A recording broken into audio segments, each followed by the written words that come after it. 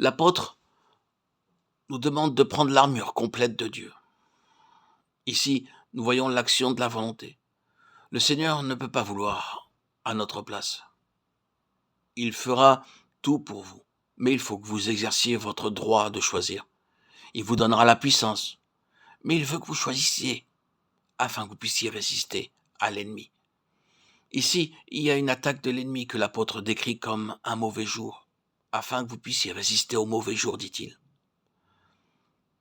Il y a des jours qui sont mauvais. Vous vous levez quelquefois le matin et vous dites « ceci est un mauvais jour ». Et c'est vrai. Que ferez-vous ?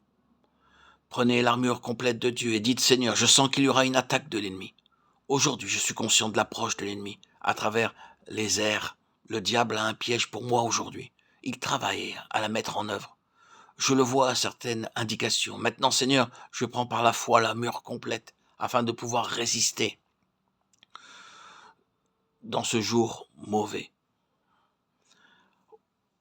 Il y a 3 parties distinctes dans l'armure du chrétien. La vérité, la justice, la fermeté. La toute première préparation pour cette guerre est d'avoir votre entendement, votre intelligence, remplie de vérité. Paul dit, ayant la vérité pour ceinture de vos reins, et Pierre explique que c'est les reins de notre entendement qui doivent être remplis de vérité. 1 Pierre 1,13. Il faut que votre intelligence se nourrisse de vérité.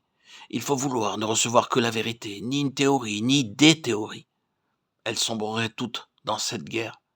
Il faut avoir l'intelligence remplie de vérité. Si vos pensées sont remplies de romans, vous n'obtiendrez aucune victoire. Ou bien, si votre intelligence est remplie par vos propres pensées, c'est peu de choses pour résister à l'ennemi.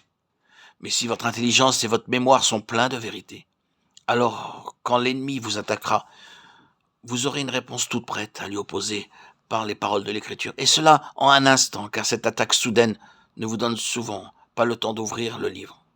Savez-vous combattre par la parole de Dieu ? Savez-vous comment il faut faire quand une attaque de l'ennemi surgit dans votre vie privée ?